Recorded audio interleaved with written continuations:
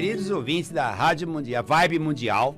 Eu sou Vanderlei Paz, psicanalista, terapeuta holístico, mestre em ciências herméticas. E comecei o programa de hoje com a frase: Cabala hermética, uma excelente, uma boa saída dos labirintos.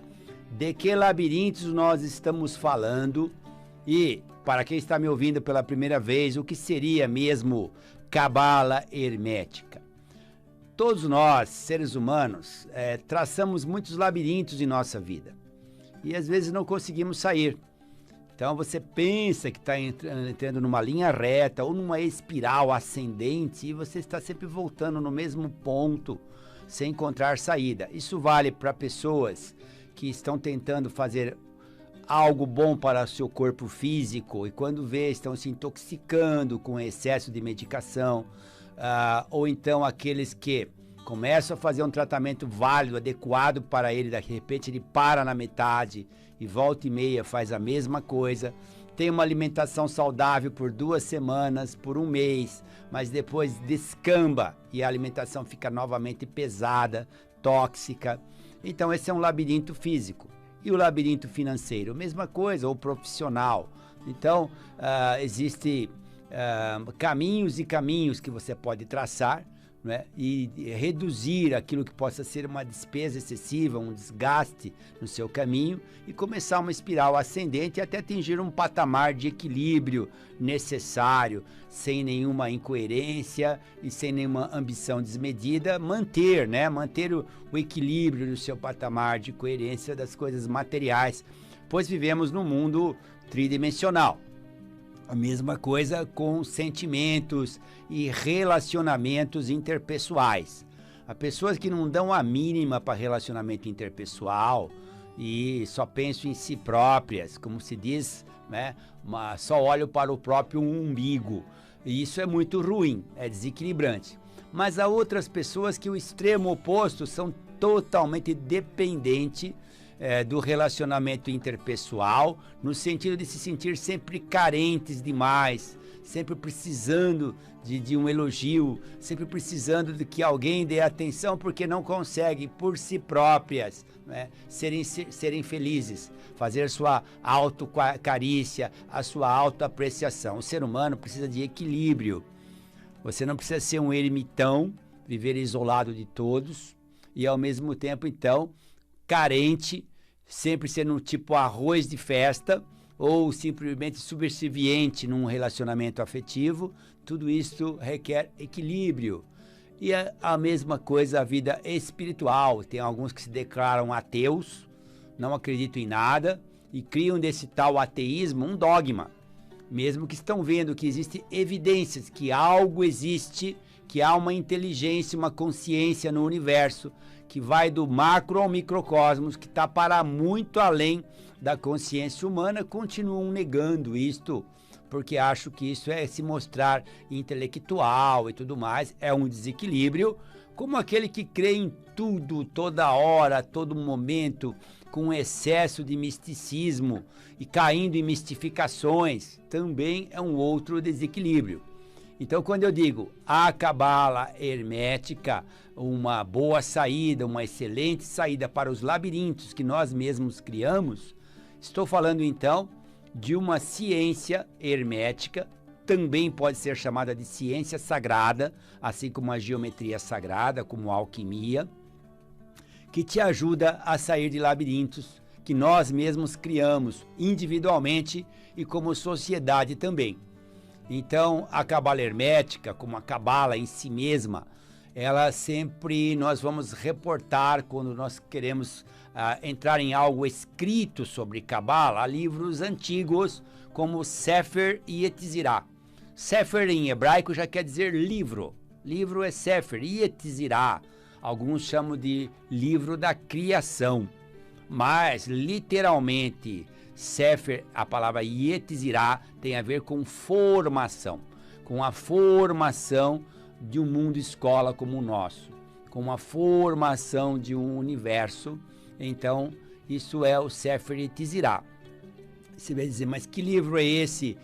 Escrito em qual língua? Quando foi feito este livro?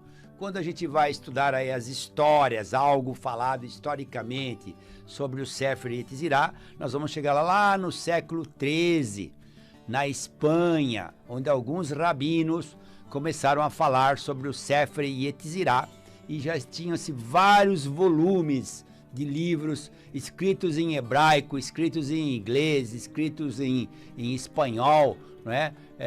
Sobre o Sefer Yetzirah. Porque o Sefer Yetzirah mesmo não é um livro como nós conhecemos originalmente. Um livro com capa, com páginas, assim, como os chamados livros modernos. Ele era um pergaminho antigo, onde não se sabe exatamente qual é a antiguidade desse pergaminho. Seria lá do tempo dos pergaminhos do Mar Morto, provavelmente anterior a isso ainda. Escrito primeiramente em placas de metal, placas de cobre, tábuas de pedra, parecido com as tábuas sumérias. Estava lá o livro da formação, dando então, numa linguagem hermética, iniciática, a formação de um planeta, de um universo, de uma comunidade. Esse é o Sefer Yetzirah. Mas uma particularidade desse chamado assim livro, Sefer Yetzirah, ou desse pergaminho, que era dividido em 3 partes principais.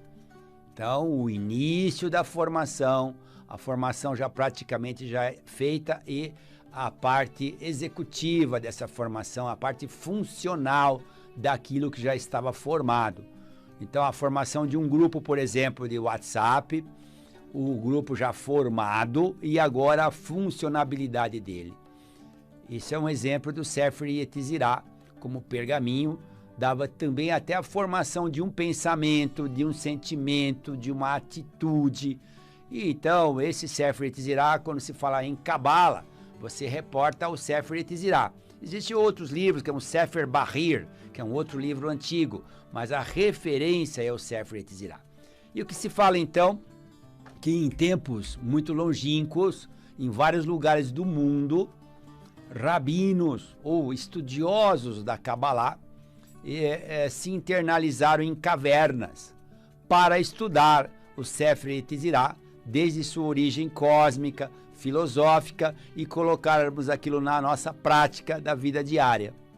Bom, se internalizaram em cavernas, por quê? Porque havia uma certa perseguição a eles em relação a esses ensinamentos, porque poderia desestruturar interesses, desestruturar o que já tinha sido formado como sociedade, onde já haviam as suas corrupções, suas tiranias. Isso é uma coisa crônica da humanidade. Então, esses magos, rabinos, sacerdotes se internalizaram em cavernas para estudar o Sefer Yetzirah, livro da formação, que depois também ficou conhecido como livro da criação, porque ele mostrava uma coisa parecida com o chamado Gênesis. Muito bem. Alguém pode me perguntar, e aí, o que aconteceu? Que conclusão chegaram? Quanto tempo esses estudiosos ficaram dentro de uma caverna? Chuta aí, para quem não estudou isso não lembra.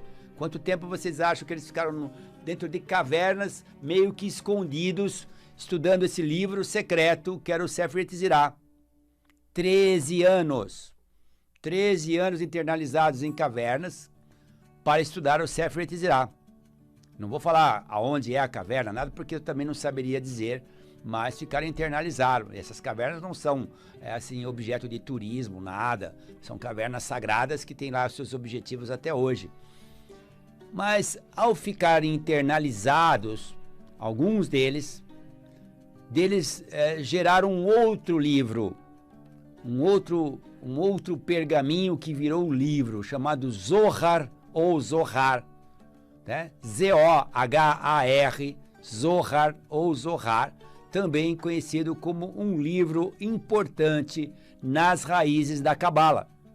Então, Sefer Yetzirah e Zohar são as referências para os estudiosos de Kabbalah. E o Zohar ou Zohar tem uma série de ensinamentos iniciáticos, de filosofias e também algumas práticas. Mas tudo isso não é nada fácil, não são práticas simples, são complexas mesmo para os estudiosos, para colocar na vida cotidiana da época que eles estudaram, era difícil, e até na de hoje, se for fazer ipsis literis do jeito que se manda ali, in natura. Por isso, então, estudiosos do mundo todo, mestres em ciências herméticas do mundo todo, procuraram digerir e tornar mais digerível para as pessoas, tornar algo mais fácil de compreender e de praticar.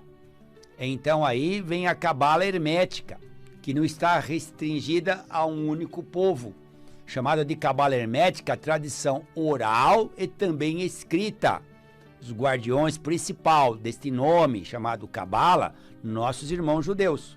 Porém, você vai encontrar essências cabalísticas na China.